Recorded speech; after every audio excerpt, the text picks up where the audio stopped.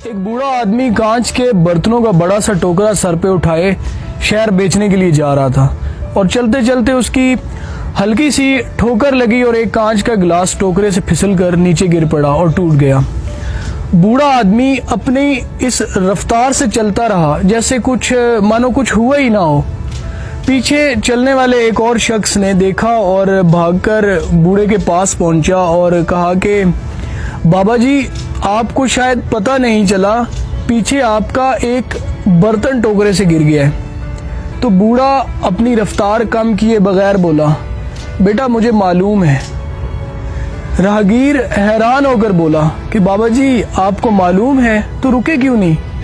بوڑھا، بیٹا جو چیز گر کر ٹوٹ گئی اس کے لیے اب رکنا بیکار ہے۔ بالفرض اگر میں رک جاتا، ٹوکرا زمین پر رکھتا تو اس ٹوٹی ہوئی چیز کو جو اب جڑ نہیں سکتی اٹھا کر دیکھتا، کیا افسوس کرتا؟ پھر ٹوکرا اٹھا کر سر پر رکھتا تو میں اپنا ٹائم خراب کرتا، ٹوکرا رکھنے اور اٹھانے میں کوئی اور نقصان بھی کر بیٹھتا، اور سب سے بڑی بات یہ کہ شہر میں جو کاروبار کرنا تھا اس افسوس اور تعصف کے باعث وہ بھی خراب کر بیٹھتا۔ بیٹا میں نے ٹوٹے ہوئے گلاس کو وہیں چھوڑ کر اپنا بہت کچھ بچا لیا ہے۔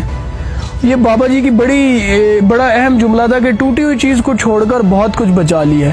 ہماری زندگی میں کچھ پریشانیاں، غلط فہمیاں، نقصان، مصیبتیں بالکل اسی ٹوٹے ہوئے گلاس کی طرح ہوتی ہیں جن کو ہمیں بھول جانا چاہیے، چھوڑ کر آگے بڑھ جانا چاہیے۔